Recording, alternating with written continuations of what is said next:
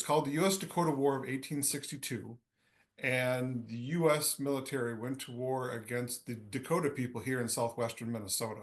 It's a long, confusing story as to how it kind of got started. Neither side is really perfect in this one. There's really no like, boy, this group was really bad, this group was really good.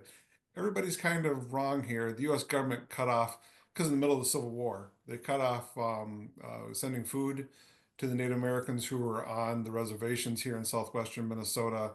A misunderstanding happens, and the Dakota go on an attack, and they try to push as many whites out of southwestern Minnesota as they possibly can.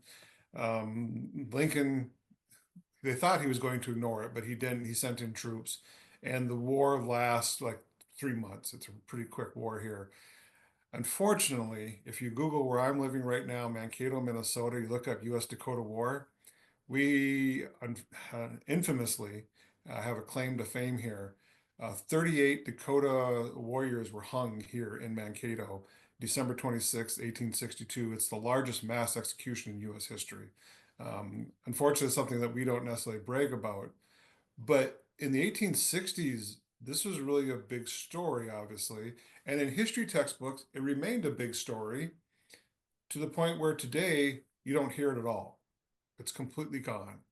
When you come to Mankato, when you go through, there's a park commemorating it, but the city doesn't emphasize it at all. There's no like, oh, hey, I'm going to go to Mankato and stop and see this historic site. I've brought people to the park where it's at. And it's a really small park unfortunately, where the hangings took place. And I always tell people 99% of the cars going by right now have no idea why we're standing here or what we're doing out here at this point in time. So yeah, I think there's definitely a whitewashing. This is not the greatest story that's out there. One of the Indian agents told the Native Americans, because they were coming to him saying, we have no food. And you told us you'd give us food if we moved to this reservation. And he looked at them, and the legend goes that he told them that they could eat grass, basically telling them they're animals. So just go out and graze in the field like an animal would. He was one of the first people killed. And the story goes is that when they found his body, his mouth was filled with grass. Just kind of as a message you can see that they're giving here. Our territorial governor at the time, when the war was over, they rounded up. And unfortunately, Mankato were also the home of one of the first concentration camps, and not like World War II, but concentration meaning literally putting them all together into one place here. And they went to the U.S. government because there was a military tribunal, and they asked for 303 Native American men to be hung. That's what they originally wanted. And Lincoln went, "Oh, no, no, no. You can only hang those who raped women or killed children." Well, they did research and they found out, I think there was one or maybe two Native American men that were guilty of something like that.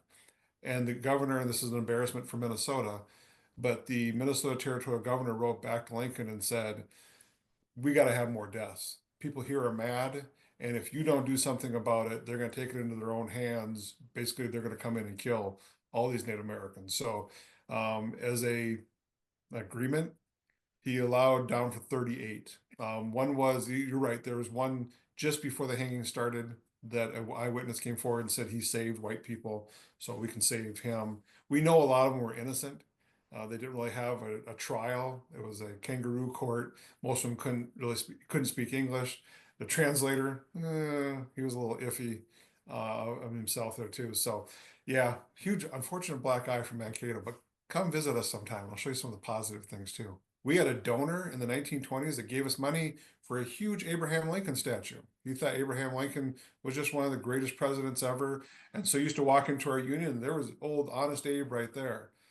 Well, we've got a fairly sizable Native American population, and they're like, we're not big fans of his. He was the one that signed off on the execution of 38 Native Americans. But then so they said, let's take it down. And then this is kind of historiography in action. And then our Black Student Association came up and said, whoa, hold on. We see some positives about Abraham Lincoln. So we had to spend about a year and a half. We were teaching history classes on the topic, trying to get thoughts on what exactly we should do. Today, if you come, he's not in a prominent position. He's up on the second floor of the library, and there's some historical context around him as well. So historiography has come in and said he went from being this unquestionably great hero to we got some questions to we kind of like him, but we kind of don't like him. So it's an odd situation here.